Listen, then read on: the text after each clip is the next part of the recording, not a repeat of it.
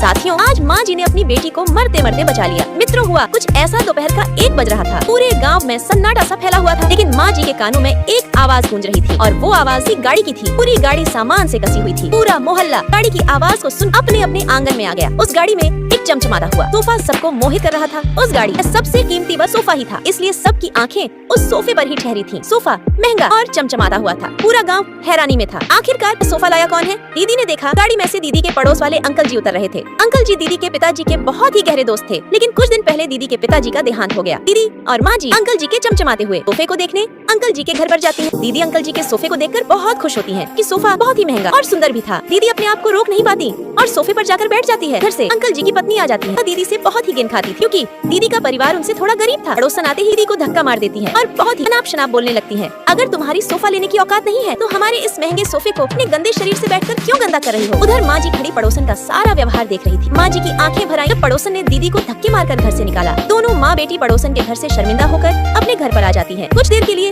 माँ जी के घर पर एक अलग ही सन्नाटा फैल गया था। पक्षी मच्छरों की आवाज पूरे घर में गूंज रही थी। दोनों की आंखों से आंसू झलक रहे थे। दीदी गुस्से में फांसी लगाने जा रही थी। अभी माँ जी दीदी से बोलती हैं, बेटी हम इतने भी कमजोर नहीं हैं जो कि हमें मारना पड़े। हम इस दुनिया को ऐसा बदखाएंगे जो आज तक किसी ने नहीं देखा हो। माँ जी ने घर में से एक पुराने सामान को निकाला। पहले माँ जी ने घर की पुरानी क्रिएट को निकाला, उन्हें घर के सुंदर से कोने में लगा दिया। बेटी ने अपने पुराने कपड़ों को काटकर उसमें मार्बल वाली रुई को लगाया। 2 दिन लगातार दोनों माँ बेटी सुई को चलाती रहीं। हाथों में छाले पड़ गए, भूख से शरीर आधा हो गया, लेकिन माँ बेटी नहीं रुकी। एक शाम सोफा मेहनत से तैयार हो गया, लेकिन उसे देखने से पहले, रुक जा बेटा, आज रात को तेरी माँ मर जाएगी। अगर तू अपनी माँ को बचाना चाहता है तो इस वीडियो को लाइक करके चैनल को सब्सक्राइब कर ले। कमेंट बॉक्स में आई लव माँ लिख दे। लास्ट में माँ बेटी ने सोफा बना दिया।